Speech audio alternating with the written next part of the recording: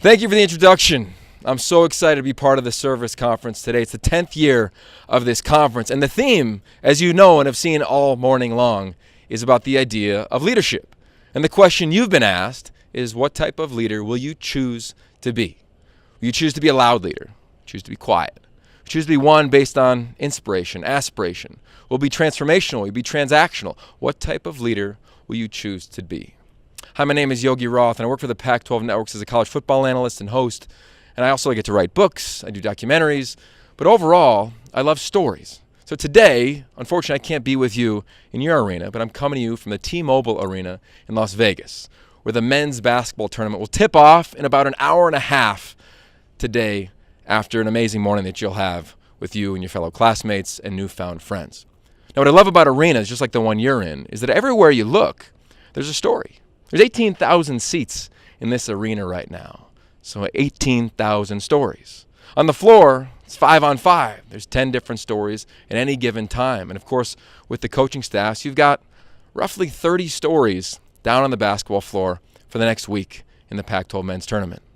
And I feel the same way about you right now in your arena. To your left, to your right, in front of you, behind you, you've got all these amazing stories. And what's amazing now is that we've got these phones that can connect us to so many other stories. Twitter, Instagram, Snapchat, you know exactly what I'm talking about. But to me, when you choose to be whatever type of leader you choose to become, the only story that really matters is yours. When you look at the science of leadership and the science of communication, it comes down to simple, my eyes and your eyes, my heart and your heart. And will I lead with grace or will I lead with ego? And there's a beautiful element of leadership when I dive into that, because I think back to some of my mentors and some of the people that are in your community. People like Pete Carroll with the Seattle Seahawks, Chris Peterson with the University of Washington, Russell Wilson, your favorite quarterback. And when they lead, of course they lead by example, but they also lead with detailed plans.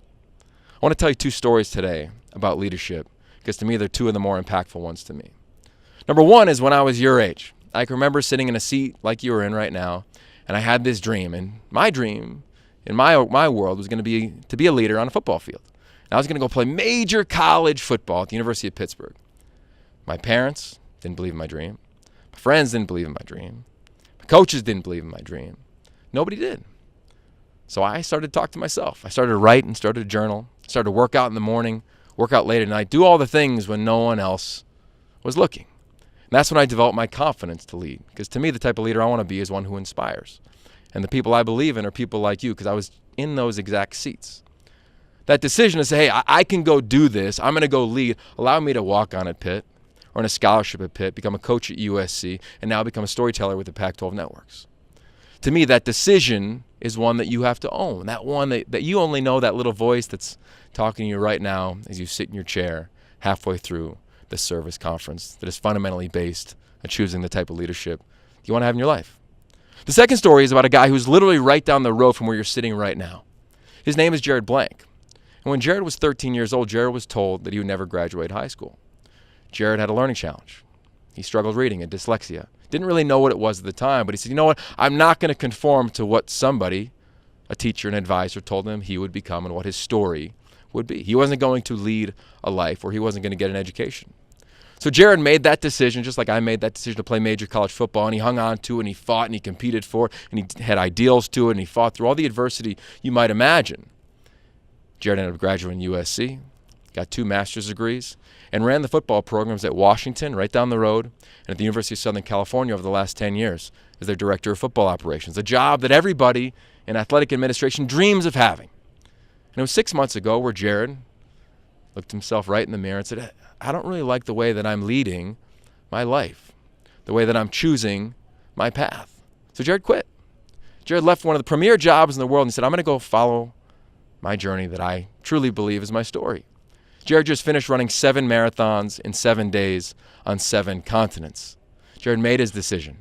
And to me, when I think back at that story, I can only think of some of you sitting in those chairs right now saying, well, I've got this dream, I have this aspiration, and everybody's saying I can't do it. Whether it's I want to be a lawyer, I want to be a doctor, I want to be an actor, I want to be an athlete, I want to be a coach, I want to be a speaker, I want to be a singer. And that's beautiful. There's a part of life where I think we need to embrace that.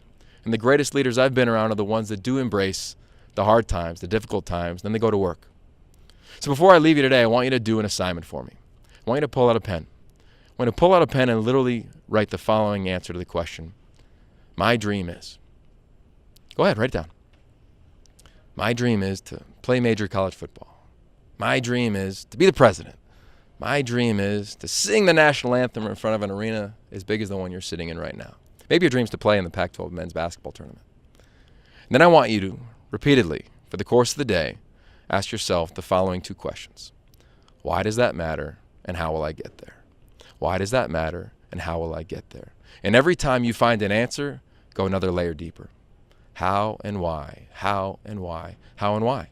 To me, that's what the greatest leaders do. They have a very simple vision. They have a very simple dream, a very simple way in which they want to lead their life.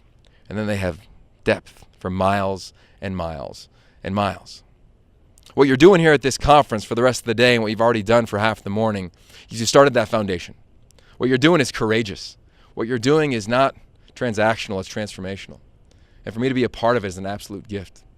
I wish I could sit there right next to you today. I wish I could talk to you after this conference, but I can't. I'll be here watching hoops. But I want to hear about your story. I want to hear about the dream that you have, the dream that you choose to chase, and of course the way you want to lead. Because to me, you get to lead your life, and then you find the way you want to lead others. My name's Yogi Roth. It's an absolute honor to be a part of this conversation. Thank you for having me. It's the 10th year, and you guys are just getting warmed up. Please stay in touch. Hit me up on all social media platforms, whatever you got. I want to hear about your dream, your how, and your why. Now you're going to lead your life, and of course, which leader you will choose to be. Peace.